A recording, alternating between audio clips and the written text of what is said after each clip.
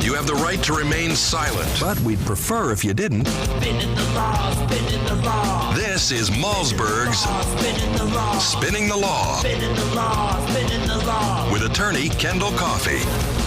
I got to tell you, folks, I know you haven't heard that in a couple of weeks now. How dare Kendell Coffey take on a case? Hey, well, Kendell, welcome back, sir. Great to be back. Yeah, I've got my day job, Steve. So I understand that. Yes.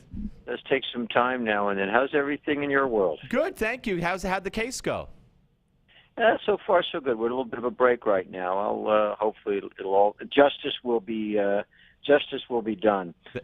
But you know, a lot of interesting things to talk about. So it's great to get back with you. Yes, well, thank you. All right, let's start with the George Zimmerman trial.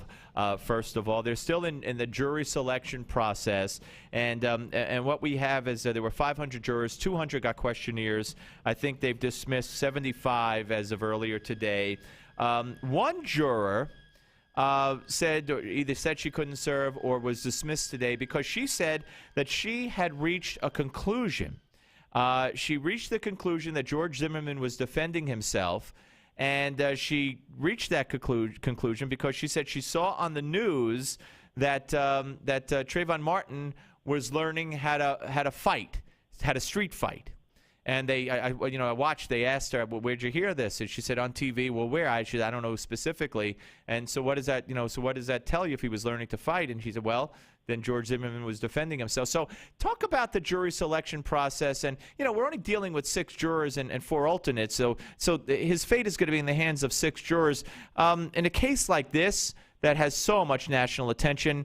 How do you hope to find somebody who doesn't know anything, or is it a fait accompli that you accept that people are going to have preconceived notions one way or another? And as a defense attorney, for instance, what are you hoping to find? Well, years ago, a federal judge was talking about a very, very high-profile case. It was actually, if you remember it, the American Taliban, John Walker Lynn, and the judge made the comment, to find somebody who hasn't heard about this case, you'd have to go to the planet Pluto.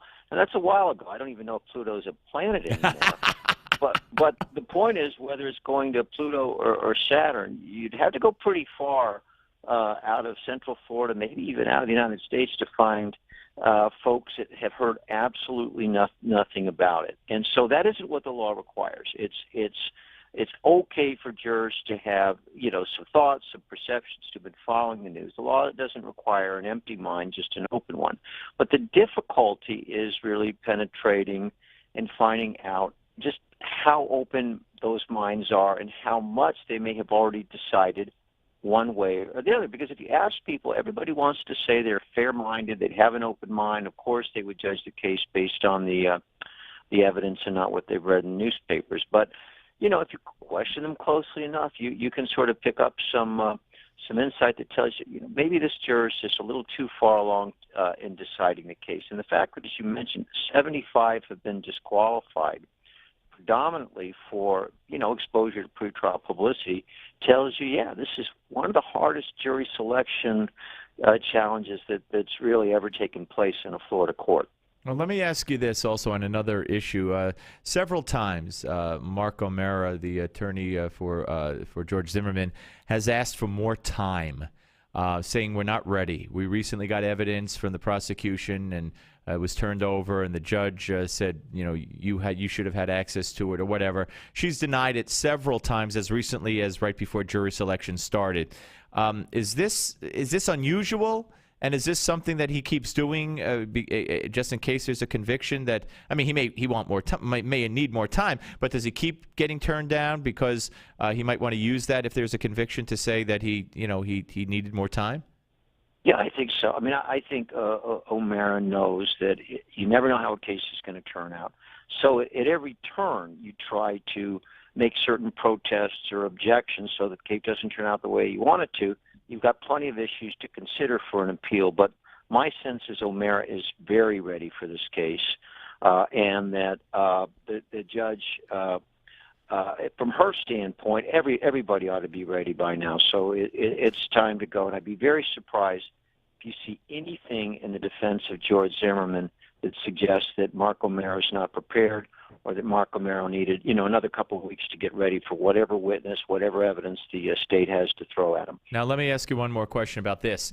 That the question of the revelations, the documentation of who Trayvon Martin was, in the opinion of some. For instance, what they found on his cell phone, pictures of a gun, drug references, fighting references, and all kinds of things. How is that not relevant? How does the judge deny that from being introduced in opening arguments? Is she? I hope she's fair. And if she's fair, does she wait and see if the prosecution tries to portray Trayvon in a sympathetic light, portraying him as an angel with a bag of Skittles and an iced tea, the way Pierce Morgan constantly does it, and then she says, "Okay, you could bring in all the evidence," or does she never let it in? No, I don't think. She may have closed the door for now, but she hasn't put a lock on and thrown the key away. I think the door could very easily be open. And I think the judge is going to keep out some of the past issues about George Zimmerman. I don't think it's relevant that he may have had a domestic issue a few years back, or even that he had an arrest for getting into a little bit of verbal discussion or confrontation with I think it was a police officer who was off duty. Whatever the issues are, you're not supposed to try people based on what happened weeks ago or months ago. It's what happened on that night. But what happens many times in a trial is something opens the door. And how many times have we heard that phrase? Your Honor, he opened the door. Right. She opened the door. And what that means is, okay, if the trial goes a certain way, maybe this stays out. But I think that the prosecution is going to have to be very, very cautious about trying to portray Trayvon Martin as a perfect, ideal teenager who never did anything wrong and never got into any trouble. So that's one of the areas where I think the prosecution goes overboard. They could open the door. The other thing to keep in mind is that in a self-defense case, it's not like a sexual assault case, whereas we know we have shield laws precisely to protect the victim, the reputation of the alleged victim. That doesn't exist in a self-defense case. That's good to know. I did not realize. I was going to say, that I understand it happens in a rape case, for instance. You can't bring the past, but I did not know that did not apply in a self-defense case. In a self-defense case, there's no such shield. And to some extent, the defendant has to try to put the alleged victim on trial. I mean, that's what self-defense is all about.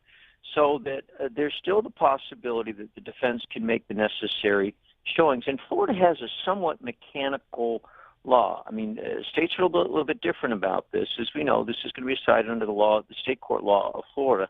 And what it says is that where particular bad acts or questionable issues in the past of Trayvon Martin were completely unknown to George Zimmerman, because, again, they were strangers. They didn't know anything about each other until the fatal confrontation.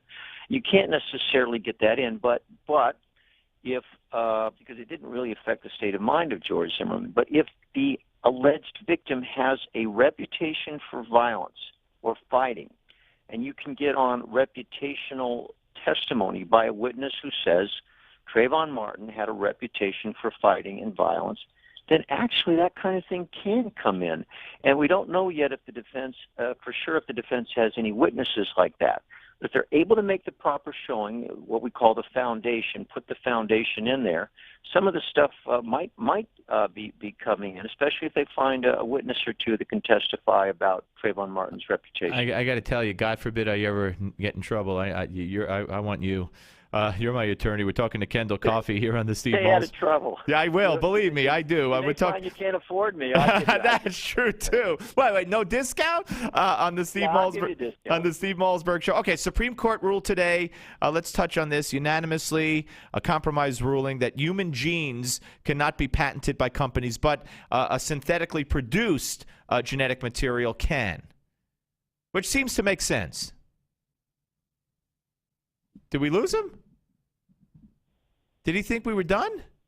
No, the sound went out. I'm sorry. I'm sorry. Okay. For 30 seconds. Oh, okay. Well, I was asking about the Supreme Court decision today, unanimous decision, genetic material, genetic genes cannot be patented by companies, but if it's synthetically produced, which seems to make sense even to a layman like me, then you could patent that material. That's exactly right, and it was unanimous. It's nice to know that they can agree on it. Yes. They can agree once in a while. But the issue really is if something is naturally occurring in nature, and you identify it and you pinpoint it, that really isn't a patent. That doesn't mean you have, invented a scientific process, or in the case of synthetic materials, you actually created through your own analysis, testing, and research a patentable product. And so I know that there are arguments on both sides of it, but I think in general, the view that not only is the unanimous view of the court, but I think most of the experts in the area think that this is the right decision. The laws of patent are going to deal with processes, inventing methodologies, inventing actual medications and artificial or man-created substances, but not for identifying what's naturally occurring in nature. All right, one final one, Kendell, and that is, I started as an intern in this business, and I was privileged to have gotten that internship, non-paid. Now we have a federal district judge here in Manhattan ruling earlier in the week that Fox Searchlight Pictures violated federal and New York minimum wage laws by not paying production interns. And they're saying that this could upend the practice of film industry and other businesses that rely heavily on unpaid interns. Now, I don't know how wide-reaching this effect will be. You could tell me. Does this mean that businesses now are going to have to think twice before soliciting unpaid interns, or is this just specific to this kind of business and this kind of job that these people did? Well, I think that, first of all, just my personal reaction, I think it's a bad decision. I mean, I think that the only chance a lot of young people get is to try to get there. What they talk about, get your foot in the door. Absolutely, absolutely. And if you insist that they have to be paid, guess what? They're not going to pay you. Opportunities are not going to exist. Right. And by the way, there's a lot of it with law students who are looking for any kind of experience, any kind of ability to develop, some experience, some references to get, more education in the practical world. And so, now if you're going to shut the door on that, the losers are going to be, kids, young people who are desperate to get some kind of additional opportunity. And with a decision like this, even though it applies only in a specific industry, it's just one judge. The problem is going to be, just take my law firm as an example. Do we bring in an unpaid intern who might be just really practically begging for the opportunity, or any other business, knowing that, well, there's this decision out there, and until the decision is reversed on appeal or a number of other courts reject it, I think anybody in just about any industry has to have some trepidation. And the irony is, of course, the folks come in at the front and really, grateful for the opportunity, benefiting from the opportunity, and then they turn around a year or two later and sue. And yeah. claim, well, I was taken advantage of. No, that's terrible. All right, listen, Kendell, just a great pleasure as always to talk to you, and we'll see you next time. If that's next week, fine, and if not, we'll speak to you down the road. Yeah, it should be next week.